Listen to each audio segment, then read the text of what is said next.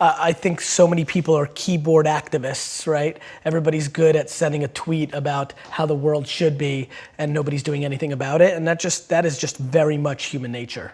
I was just gonna ask if you think that's human nature or if you think that we've gotten soft as a culture. Yes. Of course we've gotten soft as a culture in the US because the US has had an incredible 200-year run, right? Like, this is just what happens. So as a culture, I can't speak for, people that live in the Amazon River, and I can't speak for, people that still live in Belarus, but the American culture is soft, and that's a great thing. That means there's been enormous amounts of prosperity, but let's not be naive. People literally complain when somebody gives them the wrong amount of extra cream in a Starbucks $6 coffee. We've gotten to a place where we complain, out of all those lovely things you said, as I stood there getting ready to come, the part that, and I'm glad you pick up on this, and not a lot of people have said it before, so thank you. My lack of interest in complaining is so high. And when I watch what people complain about, it breaks my heart because they completely lack perspective. And I genuinely believe my happiness and optimism comes from my perspective. Even in political unrest times like right now, a lot of people are very bent out of shape, but the reality is that it's just never been better to be a human being. That's just the truth, that's just data, that's reality. And it's just a very fun time to be alive, so much going on. The internet is starting to hit maturity. Look what we're doing right now. This right now, right, would have cost millions of dollars in production and distribution to have the amount of people who watch this just 15 years ago. I just think it's very interesting times. And I was saying something to a friend the other day. I was like, could you imagine if you told a parent 15 years ago, hey parent, what you're gonna wanna do in 15 years, instead of buying a kid, your 16-year-old, a car, you're gonna convince your 16-year-old daughter to go into a stranger's car every single day.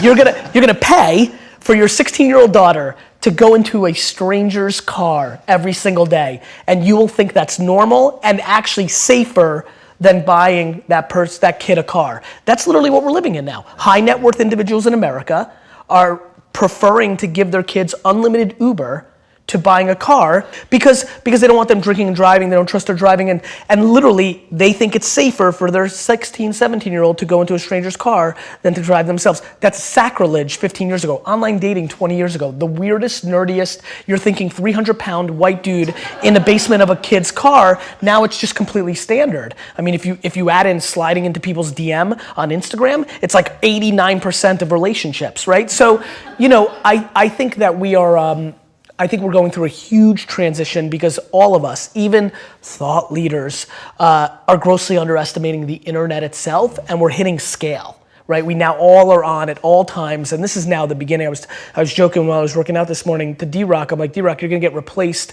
by a Pokemon ball. I'm gonna throw it up. People in 20 years are literally gonna throw something up, it's just gonna hover 360 and film everything they're doing. It's just an incredible time. And I think the way people look at the world right now, because it's such an incredible time, is actually the quickest tell to who they are. If you think it sucks or it's bad, you have losing, pessimistic DNA.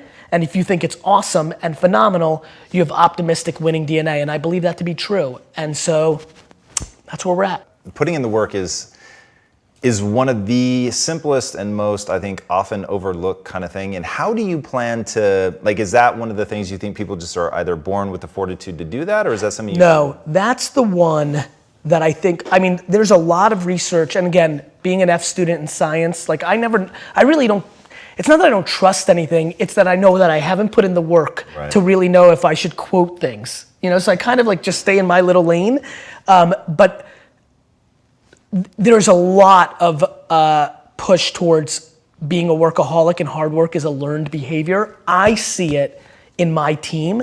There's people that come into I've seen it in the thousands of employees I've had, which is the closer they are to the sun, the harder they work. And I'm like, aha. And so I definitely feel like I learned hard work by watching my parents. And so it's why I talk so much about hustle. Because it's one of the things that people can actually adjust and turn to. I watch people give advice completely predicated on natural talent and DNA, and I'm like, look, like I get it, like I can throw a football every day for 9 hours a day. I'm just not physically built to be competitive at the highest levels.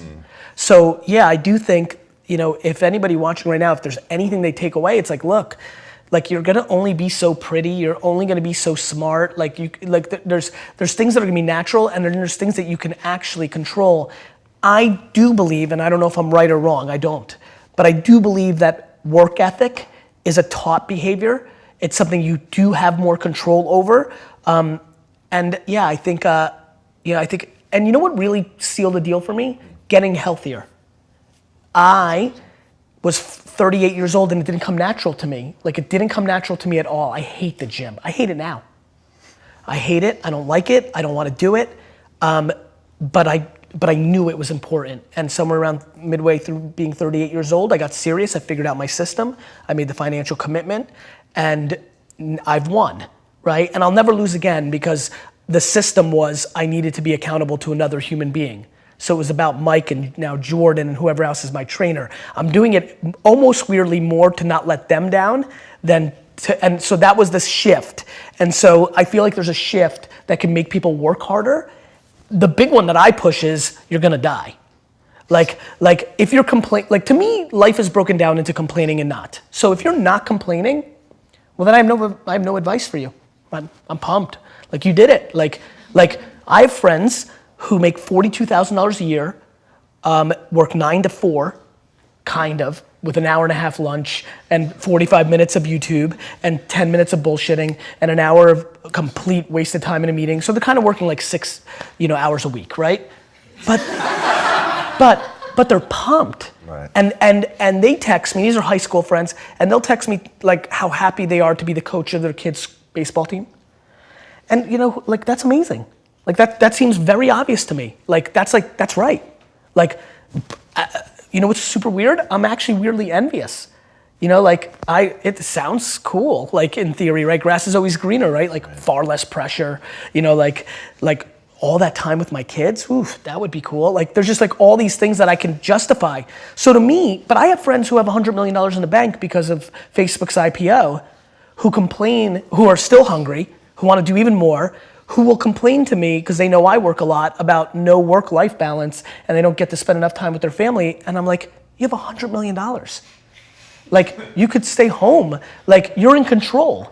Like don't complain about it. You've made that choice. Don't bullshit me. Like you want to spend more time with your family? Spend more time with your family. This is back to what we said about keyboard warriors. I'm trying to be very careful about what I'm saying versus what I'm doing, right? Because that's how you get exposed. And I don't mean like people calling you out and being like, you suck. I mean to yourself. I don't want to be exposed by myself. It's looking yourself in the mirror and saying like, am I doing this right? So to me, there's so many people that are talking shit about how big of an entrepreneur they're gonna be and how much they're gonna achieve, and they don't work on weekends. I worked every Saturday of my 20s. And I talk to 20-year-old entrepreneurs every single day. Lately, I've been saying to them, this Saturday, you're gonna have more time off than I've had in my entire 20s on a Saturday. So before you tell me how you're gonna be bigger than me, start thinking about what you're actually doing. Right. Do you feel like you judge yourself? I don't. That's a very, very, very good observation, and it's what I want for everybody else. We're beating ourselves up. Like everybody sucks at something, right? Like we all have shortcomings and we all have strengths. And for me, it's like, why don't we just audit that? Like, why don't we just look at it that way and be like, all right, well, I'm good at this, but I'm not good at that. Like, and then I only focus what I'm good at, right? Like, I don't dwell that I can't fix shit around the house. I call somebody to fix it. Like, I'm not a man. I don't give a fuck. I don't get it. I also think it's awesome that I'm so emotionally stable and I'm the emotional backbone of everybody. Is that what a dude's supposed to do? Like these cliches, these stereotypes, they're so silly. You're exactly right, man. I don't judge myself. I'm fully in love with myself. But I'm also fully in love with everybody else too, right? It's not like it goes both ways. Like I tell people to buy into me that work for me, it's because I buy into them first. Like I don't need anybody to gain trust with me. It's there. Like I believe that the human race is so grossly underrated. We are good. Of course we have some bad. There's fucking 7 billion of us. But like when you look at our net score, it's bonkers shit. Like, do you know how much damage we could be doing to each other on an hourly basis and we don't? Like, we're still here. Like, we won. We're the alpha being and we've figured out how to stay together. This is insane when you think about it. And yet everybody wants to dwell on like somebody said something mean. What I love is in that though is your whole concept of nobody's ever let me down. So this is what I always tell people about the things you're ever going to hear me say will always be consistent with exactly what I'd say if you woke me up in the middle of the night and then punched me in the head. Because it has to be so real, it has to be so fundamental to who I am as a human being that I'll give you that answer even if I'm dazed and confused, right? Just because that is my fucking North Star. It's like my true foundation. And hearing you talk about how no one's ever let you down, it's like to me, it's just binary. Like unless it's complete death blow, death. To me and my 17 people that I give a shit about, like everything else is super secondary. And let me tell you something, if you actually get into that mindset, it gets real good. Like everybody like makes these big deals out of things that just don't matter. It's perspective. You know, my selfishness comes from my selflessness. Like it's what makes me feel good. I see it in my mother. My mom is the epicenter to every single person in her life. Her sister-in-law, her cousins, aunts, everybody goes to her. That's her comfort zone, me too. Ask Gary V. Like this is my comfort zone. Like I like this. Like I hate when people are like, what can I do for you? Like I say nothing. I don't want anything. I hate that feeling. I went into my family business because I felt like I owed it to like pay them back. Those are my parents. So if that's what I feel about them, what do you think I think about everybody else? I love that. So one of my favorite Gary V answers was when asked what you would do if your daughter, when she turns 14, goes into her room and is filming all her videos and nobody likes it and she comes out and says, nobody in this world loves me. And your answer was, step your fucking game up, I believe is the answer. Tell us about that. The market is the market, man. Like, if nobody's watching your stuff, like it's not good enough. Like everybody thinks their stuff is so good. Like every day, Gary, my Instagram's so on fire. It's so awesome. Why is nobody, why am I not gaining followers? Because it's not awesome. Of course, it's just back to the same, you've seen it. You all have friends who be like, look how cute my kid is. And you're like, ugh. It's what we think. We all think our stuff is the best. And I get that. But yeah, that would be my advice only because that also is liberating. To me, everything's about breathing, right? To me, everything is about take full ownership for everything and then everything gets easy because then you're in control. And then learn how to love to lose. For me, my game's simple, right? It's all my fault. So now I'm not mad at Lindsay or D-Rock that's it, my fault. I'm empowering them. So it's actually true. My fault. Now, oh, we lost this or this didn't deliver or we fucked up. All right, it's an L. Everybody's got losses. It's funny, when UFC started getting popular, I started using it to paint the picture. I'm like, look, business and entrepreneurship is much more UFC than it is boxing. In boxing, a loss is devastating. I'm a big boxing fan, most big fights, the big fights through the year, almost, it's just unbelievable amounts of 33-0 versus 35-0, right? Just that's what you do. You don't fight anybody and you get to that level. Everybody's got losses in the UFC. And so I think that's how entrepreneurship, that's how life is. We all have losses. And so I like losses. I love adversity. I like the climb. I like the chip on my shoulder. I like when people are like, oh, I knew it. He's not that good. That is I'm even weirdly scared as I continue to ascend and I'm getting popular and what do you say, the marketing leading, people start putting these words in front of my name. I'm like, am I gonna sabotage myself to recorrect this? I like adversity. So yeah, all on me. I enjoy losses. Now all of a sudden, what? You become completely invincible. I feel invincible. I really genuinely, outside of the health of myself and 20 people, feel 100% invincible as a person. I know what my intent is. I want to do good at nobody else's expense. I'm far from perfect. We all are. And so just easy. It feels very light to live life. I'm just in a good mood.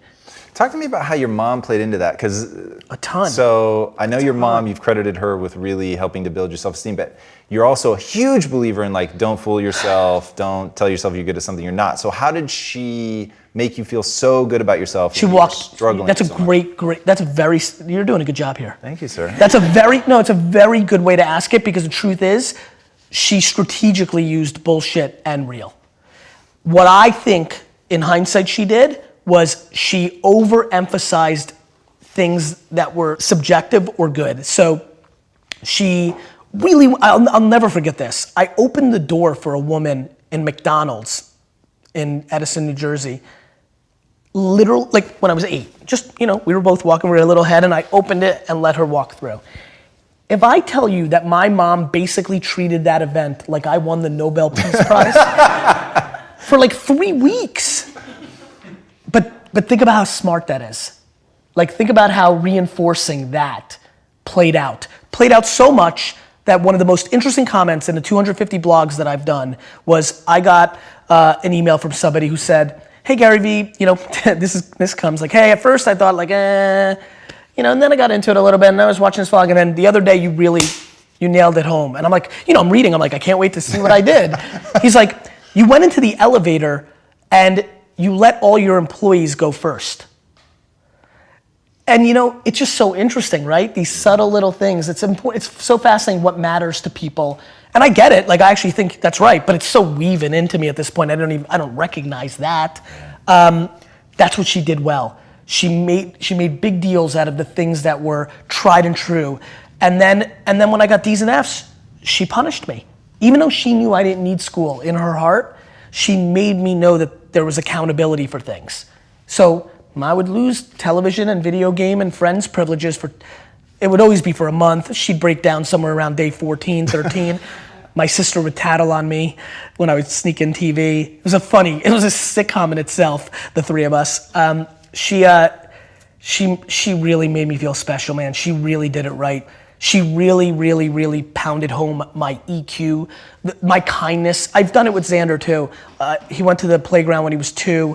We were at the playground. A little 3-year-old kid falls and skids his knee, and he walked over and was like, "Are you okay?" And I made that like a 2-week thing, right? Like empathy, right? And so she just really did a good job of making me feel good about the things that were around my kindness and my support of my sister and my leadership skills of my friends, and taking I took a bullet once for something my friend did in the neighborhood, and she thought that was a good thing. And just kind of those personality traits that I think, if all of us, everybody watching, wrote down like personality traits that we admire, anytime I showed any of those actions, she drove them home. And I think modern day parents and most parents do not do that.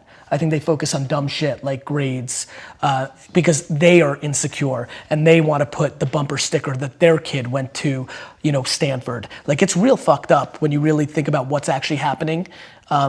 So much of it is misery loves company, or people reflecting of what's inside of them. That's right.